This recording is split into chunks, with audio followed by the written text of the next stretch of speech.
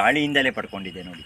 ಹಿಂಗೆ ಪಡ್ಕೊಳೋದ್ರಿಂದ ಇಷ್ಟು ಹಸಿರಿದೆ. ನೀವೇನಾನ ಕೃತಕವಾಗಿ ಈ ಥರ ಹಸಿರು ಬರ್ಸೋಕ್ಕೆ ಭೂಮಿಯಿಂದ ಯೂರಿಯಾ ಹಾಕಿ ಮಾಡಿರಿ, ಇದಕ್ಕೆ ರೋಗ ಅಟ್ಯಾಕ್ ಆಗಿಬಿಡುತ್ತೆ ನೋಡಿ. ಇದಕ್ಕೆ ರೋಗ ಅಷ್ಟಾಗಿ ಅಟ್ಯಾಕ್ ಹಾಕಲ್ಲ, ಕೀಟ ಅಟ್ಯಾಕ್ ಆಗುತ್ತೆ. ಕೀಟ ಅಟ್ಯಾಕ್ ನೋಡ್ಕೋಬೇಕು. ಕೀಟನೇ ರೋಗನ ಸ್ಪ್ರೆಡ್ ಮಾಡಂಗಿರೋದು ನೋಡಿ. ಹೂವು ಬರೋಕ್ಕೊಂದು ಸ್ಪ್ರೇ ಹೊಡಿತಾರೆ, ಎಲೆ ಇರೋಕೊಂದು ಹೊಡಿತಾರೆ.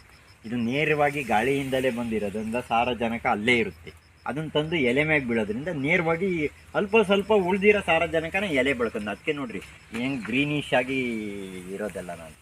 ಹೆಸರು ಎಲೆ ಇಷ್ಟು ಹಸಿರುವಾಗಿರೋಕ್ಕೆ ಗಾಳಿಯಿಂದ ಯೂರಿಯಾ ಪಡ್ಕೊಂಡಿದ್ದಾವೆ.